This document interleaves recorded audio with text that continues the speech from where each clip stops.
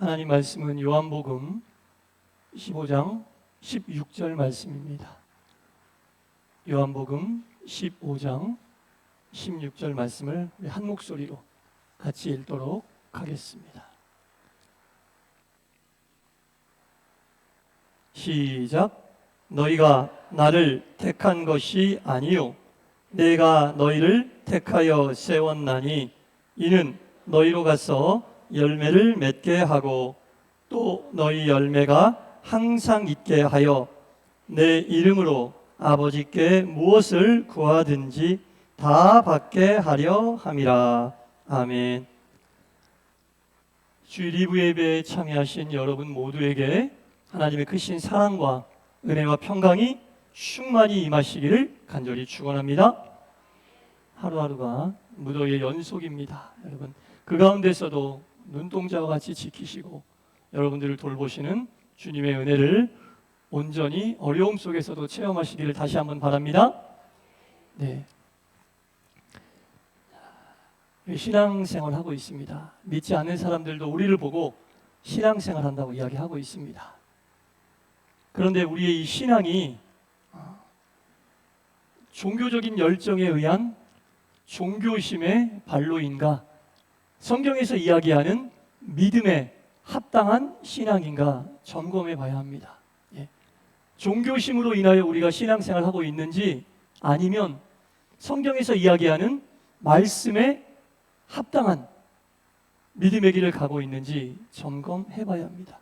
이 종교심이라는 말로 우리가 신앙생활을 하고 있는 사람들을 이야기하거든요. 야, 참 저 사람은 종교심이 깊다, 이런 이야기를 많이 하는데 이 종교심이 깊다는 말을 그리스도인들에게도 적용하기도 하죠.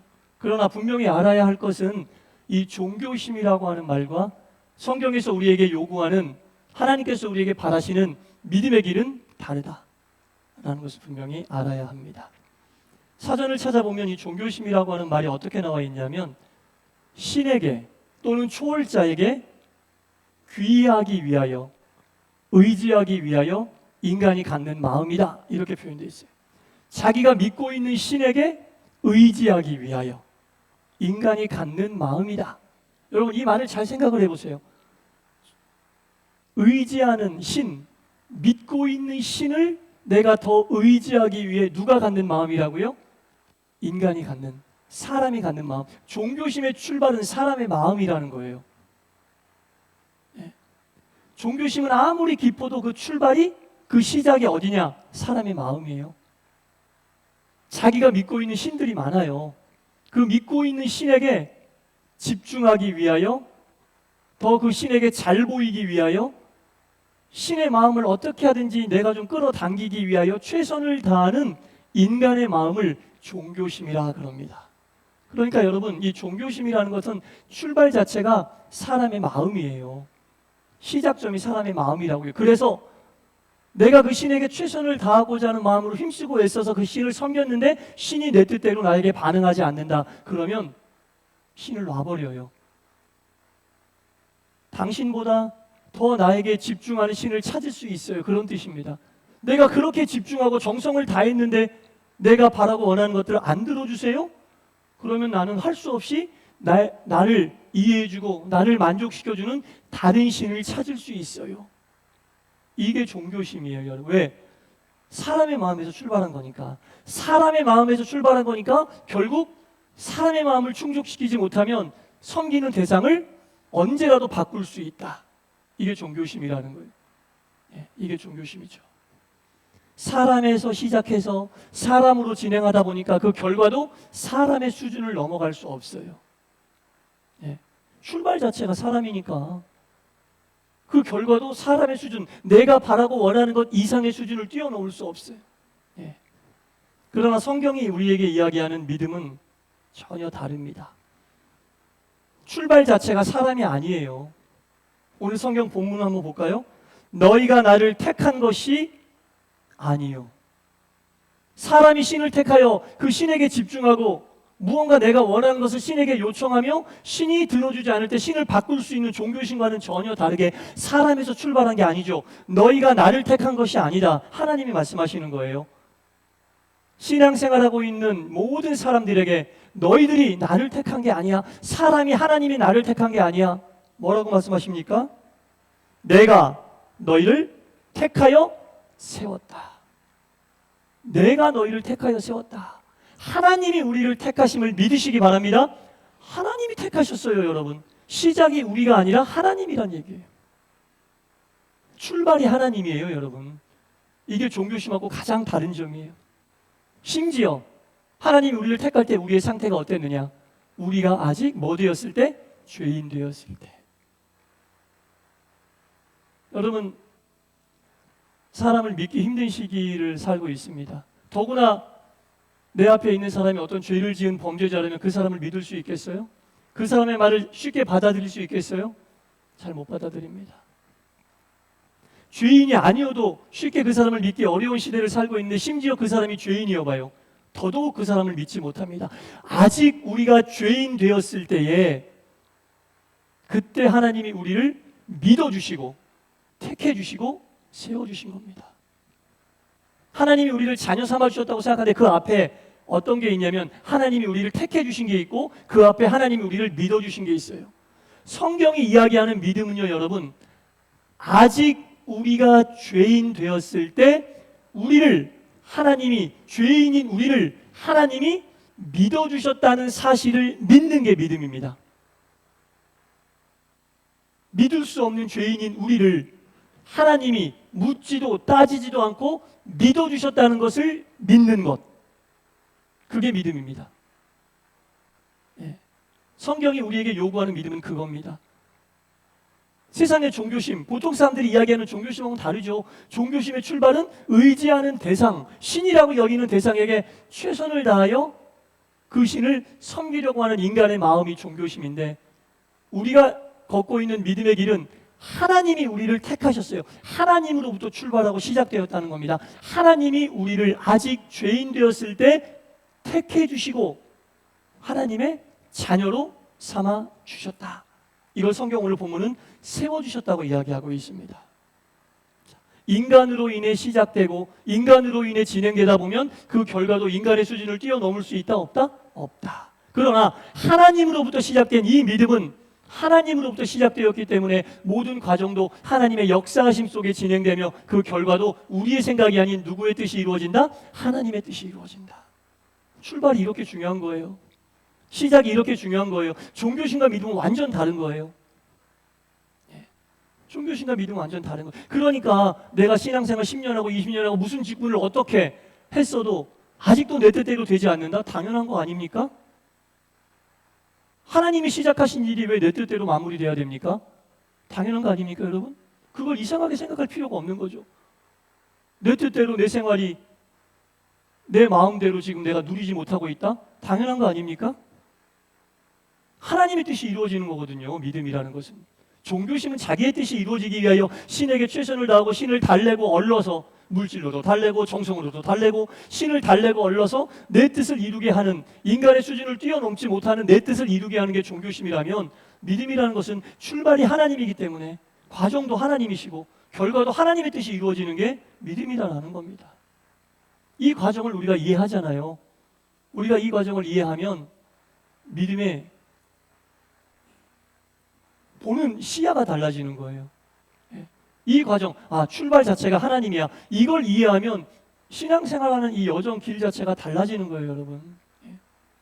믿음이라는 것은 이런 것이다라는 겁니다.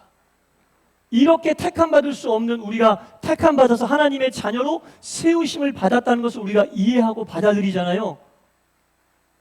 열심히 신앙생활 하지 말라고 해도 그 은혜를 생각하면 열심히 안 할 수가 없게 된다는 겁니다. 우리를 택하시고 우리를 자녀 삼아 주신 주님이 우리에게 어떻게 행하시는지 이사야 52장 12절 말씀에 이렇게 나와 있어요. 여호와께서 너의 앞에서 행하시며 너의 뒤에서 너를 호위하시리라. 우리를 자녀로 삼아 주신 주님이 너는 내 자녀가 됐어 이러고 딱 끝나는 게 아니라 이제 너 내 자녀가 됐으니까 내가 네 앞에서 행할 거야. 행한다는 말은 모든 일을 하나님이 당신의 뜻대로 해결해 주신다. 뒤에서 지치지 않게 호위해 주신다. 안전하게 호위해 주신다. 이렇게 말씀하고 있습니다. 이게 하나님이 우리를 택하신 이후에 우리에게 베풀어 주시는 당신의 은혜다. 하나님의 은혜가 충만하기 위해서는 이 사실을 분명히 알아야 돼요. 나는 종교심으로 믿음의 길 가는 게 아니야. 인간이 시작하는 마음으로, 내가 시작하는 마음으로, 내 의지대로, 내 뜻대로 믿음의 길을 가는 게 아니야. 내 믿음은 하나님이 시작하셨어. 내 믿음은 하나님이 출발점이야. 하나님이 나를 믿어주셨고, 믿을 수 없는 죄인이었지만 믿어주셨고, 믿음으로 인하여 나를 자녀로 삼아주셨어. 그것을 깨달으면 그게 은혜 아닙니까? 믿어줄 수 없는 사람을 믿어주면 그 믿음의 대상은 얼마나 고맙겠어요. 은혜죠, 은혜. 정말 결초보은이라고 해야 될 은혜죠. 그게 은혜예요. 내 일이 잘 되게 해주셔서 은혜로운 게 아니라 그 하나님의 믿어주심과 그 하나님의 택해주심을 알고 느끼는 그 감정들이 은혜라는 겁니다. 그래서 우리가 기도를 은혜의 종교라고 얘기하는 겁니다. 그게 은혜예요, 여러분. 일 잘 풀게 해주셔서 감사합니다. 은혜롭네요. 물론 그 은혜가 될 수 있지만 그 은혜는 처음 우리에게 주신 하나님의 믿음과 우리를 택해 주신 사랑에 생각하면 100만 분의 1도 안 되는 은혜입니다. 그게 하나님의 은혜다라는 겁니다. 바울이 뭐라고 얘기합니까? 갈라디아서 6장 14절에 세 번역 성경으로 이렇게 얘기합니다. 내게는 주 예수 그리스도의 십자가밖에는 자랑할 것이 없습니다. 내게는 주 예수 그리스도의 십자가밖에는 자랑할 게 없습니다. 내 입장에서 보면 세상의 모든 자랑할 것들은 배설물이고 세상의 입장에서 보면 내가 이해가 안 되는 사람입니다. 바울이 이 사실을 깨달고 바울이요 여러분 자랑할 게 엄청 많은 사람 다 아시죠? 유대인 중에 유대인이요, 바리새인 중에 바리새인이요, 뼈대에 있는 가문 출신에다가 당시 최고의 학교였던 가말리알의 문화에서 공부했고요. 유대교에서 그대로 나가면 앞길이 보장되는 자랑할 것밖에 없는 그런 사람이 바울이었습니다. 그러나 이 사실을 깨닫고 나니까 내가 자랑하였던 모든 것이 다 배설물이다. 심지어 세상 사람들이 이걸 깨닫지 못한 사람들이 나를 보면 이해가 안 되고 정신 나간 사람이라고 얘기할 겁니다. 이렇게 고백할 정도로 바울이 이 사실을 깨닫고 자기의 삶이 완전히 바뀌었다는 것을 고백하고 있다는 겁니다. 하나님이 믿어줄 수 없는 자신을 믿어주시고 세우셨다는 사실을 깨달으면 이렇게 변화가 된다는 겁니다. 이렇게 우리가 믿음의 길을 걸어가면서 깨달아야 될 것이 이런 거죠. 택함받을 수 없고 도저히 나를 하나님이 믿어줄 소속이 이만큼도 없는데 나를 믿어주셨네. 누가 나를 믿어주면 좋은 거 아닙니까, 여러분? 좋을 뿐 아니라 나를 믿어줄, 내가 믿어줄 만한 조건을 갖추고 있지도 않은데 믿어준다. 은행에서 담보 가지고 오라는 게 뭐예요? 당신 못 믿겠으니까 물건을 가져오라는 얘기잖아요. 당신이 내가 못 믿겠어. 눈에 보이는 물건으로 가지고 내가 그걸 믿고 돈을 빌려줄게. 이게 담보 아닙니까? 우리가 담보를 낼게 뭐 있어요, 하나님께? 뭘 얼마나 담보를 내야지 죄인이 우리가 하나님이 믿어줄 만한 사람으로 바뀝니까? 그런 우리를 믿어주셨다는 것 자체가 하나님의 은혜고 세우셨다는 것 자체가 하나님의 은혜다라는 겁니다. 그러니까 여러분 우리가 이 사실을 안다면 믿음이 깊어지면 깊어질수록 나는 작아지고 하나님이 드러나게 돼 있어요. 믿음이란 건 그런 거예요. 종교심은 깊어지면 깊어질수록 신은 오간되었고 자기만 나타나는 거예요. 신을 통해 나를 이루게 하는 거니까. 신이 내 말을 안 들으면 신을 바꾸면 되니까. 종교심은 깊어지면 깊어질수록 자기가 드러나요. 자기 생각이 드러나야 돼요. 자기 뜻이 이루어져야 돼요. 이게 종교심이에요. 근데 믿음은 깊어지면 깊어질수록 나는 오간되었고 하늘과 땅 사이에 나는 오간되었고 하나님만 나타나고 하나님의 뜻만이 드러나는 거예요. 하나님의 뜻이 드러나는 교회가 그래서 건강한 교회인 겁니다. 목사들도 목회할 때 자기를 드러내려고 목회하면 종교심으로 목회하는 겁니다. 하나님이 드러나야죠, 목회를 통해서. 자기를 드러내려고 목회하는 건 종교심으로 목회하는 거예요. 성도들도 마찬가지입니다, 여러분. 신앙생활을 하면 할수록 내 생각이 더 단단해져. 내가 더 든든해져. 내 생각을 구체적으로 해주시옵소서. 이건 종교심이에요, 여러분. 신앙생활을 10년 했건 20년 했건. 종교심은 그런 현상이 나타나지만 믿음이라는 것은 깊어지면 깊어질수록 나는 무관되었고 하나님만이 드러나게 되었다는 겁니다. 우리의 믿음과 신앙을 한번 점검해 보는데 점검해 보는 잣대는 바로 그거예요. 내가 종교심에 기대어 믿음의 길을 걸어가고 있는지, 성경에서 말하는 하나님이 나를 믿어주신 그 믿음에 의하여 믿음 신앙생활을 하고 있는지 생각해 보세요. 그럼 정확합니다. 내 믿음이 종교심에 가까운지 하나님이 말씀하신 그 믿음에 가까운지, 내가 지금 얼마나 드러나 있는지, 내가 드러나게 하려고 어떤 노력을 내가 하고 있는지, 아니면 하나님을 드러내려고 내가 어떤 노력을 하고 있는지. 인간은 완전히 꺾어주시옵소서 하는 기도를 하고, 아직도 꺾지 못한 나를 꺾어달라고 기도하면서 성경에서 이야기하는 그 믿음의 길을 갈 수 있게 해달라고 기도하고 있는지, 아니면 나를 또 굳세게 해주시옵소서, 나를 또 드러내게 해주시옵소서, 내가 드러나지 않으니 속상합니다, 이런 기도를 하고 있는지 정말 곰곰이 생각해 봐야 돼요. 종교심에 기대어 있는지, 말씀이 이야기하는 그 믿음에 기대고 있는지 분명히 알아야 된다는 겁니다. 목사든 성도들이든 하나님을 믿는 모든 사람들이 다 똑같이 적용되는 말입니다. 다 똑같이 적용돼요. 하나님이 드러나지 않아서 속상해야죠. 하나님의 뜻이 이루어지지 않아서 속상해져야죠. 하나님의 뜻은 상관없어요. 내 뜻만 드러나면 되는 거예요. 내 생각대로만 진행되면 되는 거예요. 그건 종교심이에요, 여러분. 분명합니다. 사랑하는 성도 여러분, 우리가 믿음의 길을 걸어가는데 참된 믿음의 길을 걸어야 되지 않겠습니까? 말씀에서 이야기하는 믿음의 길을 걸어가야 되지 않겠습니까? 우리의 믿음을 움직이는 엔진이 도대체 뭡니까? 우리의 믿음의 엔진을 움직이게 하는 그 연료가 도대체 뭡니까? 내 지식, 내 지혜, 내 경험, 내 생각입니까? 하나님의 말씀 앞에서 다 소용없는 겁니다.